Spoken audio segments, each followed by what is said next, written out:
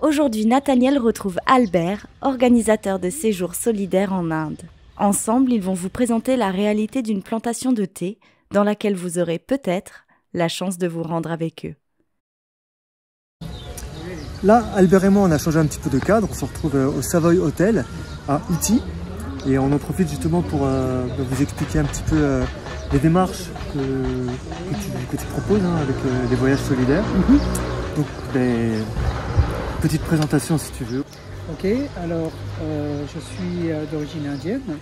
Je suis né justement dans cette ville. Et d'ailleurs, historiquement, cet hôtel en fait, fait partie en fait, de mon histoire, hein, puisque mon papa m'a emmené là quand j'étais tout petit. J'avais 6 ans la première fois. Donc j'ai connu cet hôtel, je dirais, dans les différentes étapes de mon reconnexion et déconnexion avec l'Inde. Voilà, donc c'est pour moi un point de référence. Et donc, alors vraiment, on n'est pas dans le tourisme solidaire ici. Hein, il se trouve que c'est une étape dans les voyages que je propose. Globalement, ce que je propose, c'est surtout dans les plantations, surtout à l'extérieur des zones comme Mouti qui sont vraiment devenues très touristiques. Autant ça aurait pu être intéressant il y a, allez, ne serait-ce que 10 ans maintenant, c'est devenu du tourisme de masse. Ouais, c'est beaucoup plus. Je ne peux plus décemment amener des touristes. Ou alors, si je le fais, c'est pour l'intégrer dans un cadre d'explication beaucoup plus grand. Mais ce n'est pas vraiment pour faire connaître le lieu.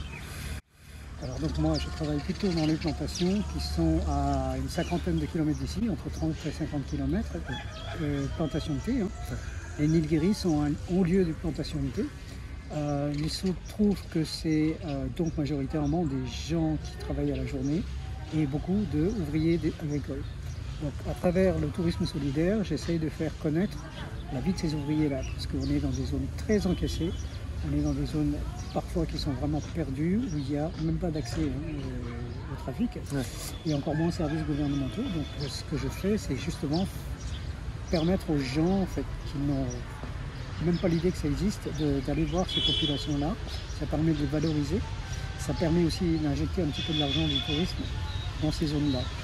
Comme au cœur, là on a été tous les deux voilà. il y a quelques jours. Ouais. Exactement, comme à Hooker. Donc là on a eu affaire en fait une population qui n'est pas du tout connectée avec le tourisme en général, hein, que ce soit le tourisme de masse, que ce soit le tourisme ici à Uti, hein, ou que ce soit du tourisme pour eux. Hein. C'est des gens qui travaillent tout le temps, ils n'ont quasiment pas de vacances, ils n'ont pas non plus les moyens de s'offrir des voyages, en tout cas pas avec leur famille. Hein. Je veux dire, voilà. Donc c'est ces gens-là qui m'intéressent, c'est ces gens-là que j'aimerais faire connaître. En plus, leur activité est relativement intéressante dans la mesure où tout le monde boit du thé. D'accord ? Et qui n'a pas bu une seule fois du thé ? Mais alors, qui sait exactement ce qui se passe derrière cette industrie du thé ? Et une zone de production de thé qui est en faillite. Donc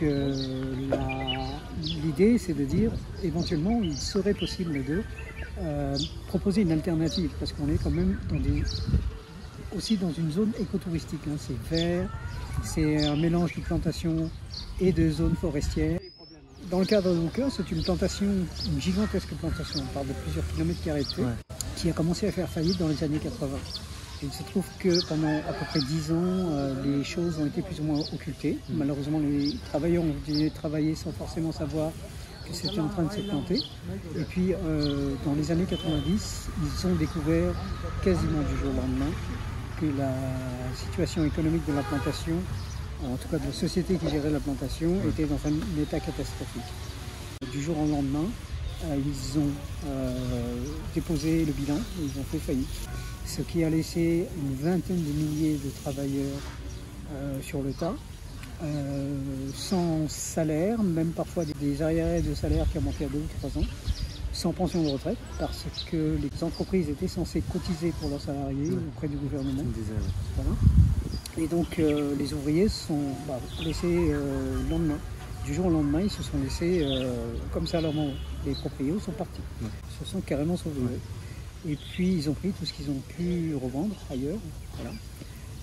Pendant quelques temps, les ouvriers ont trouvé l'astuce en fait. Ils se sont dit, bon bah, on va continuer à ramasser les feuilles de thé et puis on les vendra, mais au franc quoi.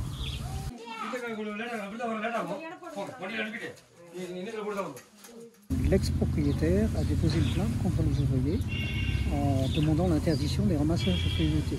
Et le gouvernement depuis a fait jouer en fait un certain nombre de clauses, un certain nombre de réglementations qu'il y a ce qu'on appelle dans le Tea Act. Le Tea Act, c'est un document légal qui a été pondu lorsque les Anglais ont rétrocédé en fait les plantations, donc dans les années 50, au gouvernement indien. D'autant plus que dans le nouveau gouvernement, ils n'y connaissaient rien en thé. Ça leur faisait aussi un cadre de référence. Voilà. Et donc depuis, ces ouvriers-là, beaucoup sont morts. Leurs enfants sont partis à l'extérieur. L'activité thé n'a jamais vraiment repris. Donc ça fait à peu près 40 ans que l'industrie est en faillite là-bas. Donc tous les hameaux et les quelques personnes qui restent survivent. Ils ont conservé quand même le privilège de pouvoir garder leur maison dans les plantations. Mais il n'y a plus de transport, l'infrastructure est tombée en ruine.